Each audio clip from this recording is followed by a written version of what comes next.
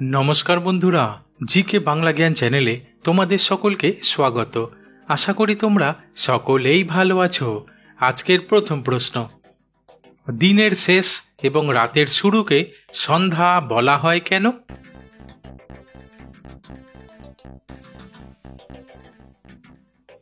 উত্তরটি হলো, দিনের শেষের দিকে সূর্য ডুবে যাওয়ার সময় আলো কমে যায় এবং অন্ধকারের শুরু হয়, আর এই সময়টাকে সন্ধ্যা বলা হয় কারণ এই দিনের শেষ সময় এবং রাতের আগমনের মধ্যবর্তী একটি পর্ব।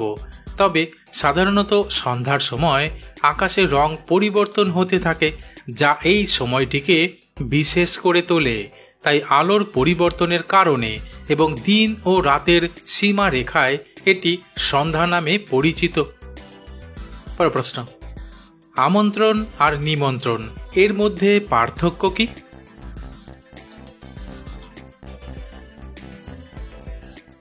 উত্তরটি হলো, আসলে কোনো অনুষ্ঠানে বিশেষ কোনো অতিথিকে ডাকা হলে তাকে আমন্ত্রণ বলা হয়, কিন্তু বিয়ের অনুষ্ঠানে যখন কোনো অতিথিকে আসতে বলা হয় তখন সেটাকে নিমন্ত্রণ বলা হয়, কারণ খাবারের ব্যবস্থা থাকলে তাকে নিমন্ত্রণ বলে। পরের প্রশ্ন, আমরা ছোটবেলা থেকে বইয়ের পাতাতে কুম্ভকর্ণের গল্প পড়ে বড় হয়েছি, কিন্তু বর্তমান সময়ে কোন তরুণীকে লেডি কুম্ভকর্ণ বলা হয়? বন্ধুরা, প্রশ্নগুলি ভালো লেগে থাকলে লাইক করে দিও।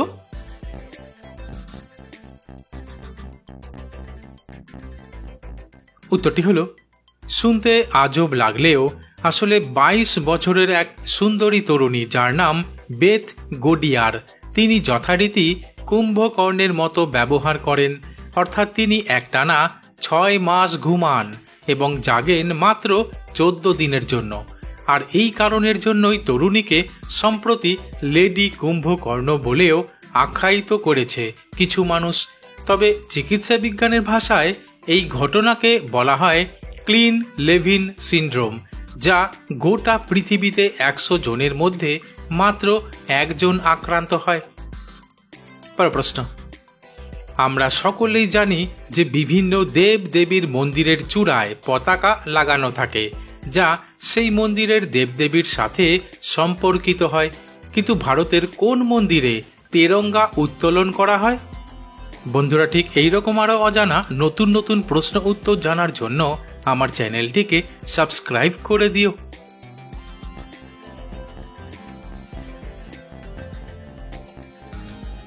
উত্তরটি হলো, শুনে আজব মনে হলেও রাঁচি রেলওয়ে স্টেশনের কিছুটা দূরে ভগবান শিবের একটি প্রাচীন মন্দির অবস্থিত রয়েছে, যা পাহাড়ি মন্দির নামে পরিচিত, আর এই মন্দিরেই তেরঙ্গা উত্তোলন করা হয়।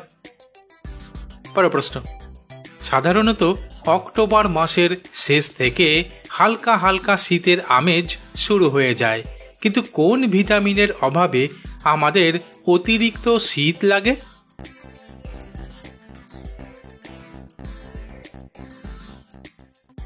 উত্তরটি হলো, প্রধানত ভিটামিন ডি এর অভাবে আমাদের অতিরিক্ত শীত লাগে, কারণ ভিটামিন ডি শরীরের তাপমাত্রা নিয়ন্ত্রণে সাহায্য করে এবং এটি শরীরের রোগ প্রতিরোধ ক্ষমতাকেও সমর্থন করে। এছাড়া ভিটামিন বি12 অভাবেও শীত অনুভব করতে সাহায্য করতে পারে, কারণ এটি রক্ত স্বল্পতা সৃষ্টি করে, যা শীতল অনুভূতির কারণ হতে পারে। তাই সঠিক পুষ্টি গ্রহণ করা এবং সূর্যালোকের সংস্পর্শে আসা এই সমস্যাগুলো কমাতে সাহায্য করতে পারে। পরের প্রশ্ন, কোন প্রাণীর দুধ সব থেকে বেশি মিষ্টি হয়?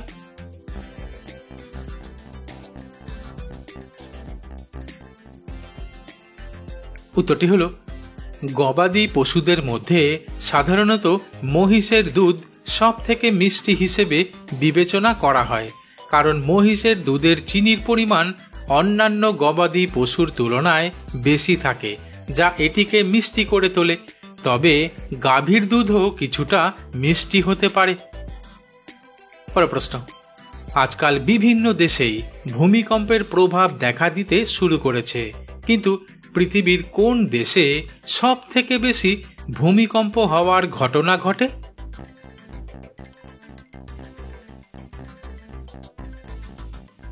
উত্তরটি হলো জাপান দেশে সবচেয়ে বেশি ভূমিকম্প হওয়ার ঘটনা ঘটে, কারণ জাপান একটি ভূমিকম্প প্রবণ অঞ্চল, যেখানে প্যাসিফিক রিং অফ ফায়ারের অংশ হিসেবে টেকটোনিক প্লেটের সংঘর্ষের কারণে ভূমিকম্প হয়।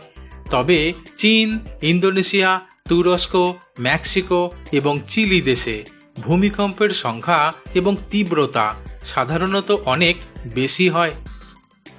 পরের প্রশ্ন, কোন দেশকে পৃথিবীর সবথেকে শান্তিপূর্ণ দেশ বলা হয়?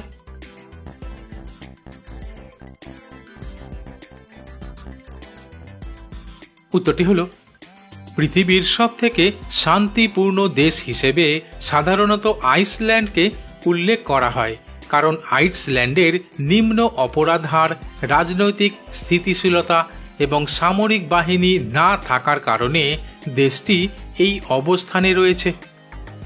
পরের প্রশ্ন, বর্তমান ডিজিটাল যুগে আমরা এক মুহূর্ত বিদ্যুৎ ছাড়া থাকতে পারি না, কারণ খাওয়া থেকে শুরু করে ঘুমানো পর্যন্ত প্রায় সমস্ত কাজেই বিদ্যুতের ব্যবহার করা হয়। কিন্তু ভারতের কোন শহরে প্রথম বিদ্যুতের পরিষেবা শুরু হয়েছিল?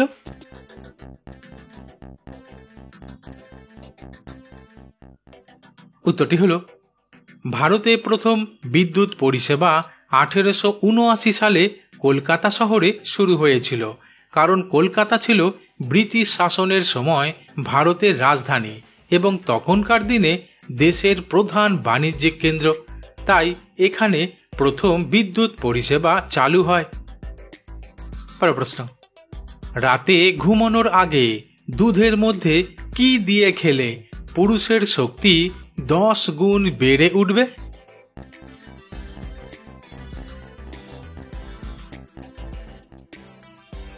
উত্তরটি হল রাতে ঘুমানোর আগে দুধের মধ্যে কাঁচা রসুন দিয়ে খেলে।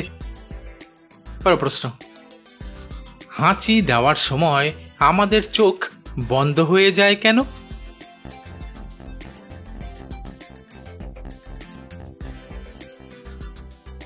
উত্তরটি হল হাঁচি দেওয়ার সময় আমাদের নাক দিয়ে বাতাস খুব জোরে বের হয়, আর এই বাতাসের সাথে ধুলো, জীবাণু বা অন্যান্য ক্ষতিকর উপাদানও বের হয়ে আসে। তবে এই ক্ষতিকর উপাদানগুলি যাতে আমাদের চোখে না ঢুকে যায়, তাই চোখ নিজে থেকে বন্ধ হয়ে যায়, অর্থাৎ এটি এক ধরনের স্বয়ংক্রিয় সুরক্ষা ব্যবস্থা। বন্ধুরা, আজ এখানেই শেষ করছি। পরবর্তী ভিডিওতে নতুন কিছু তথ্য নিয়ে হাজির হব।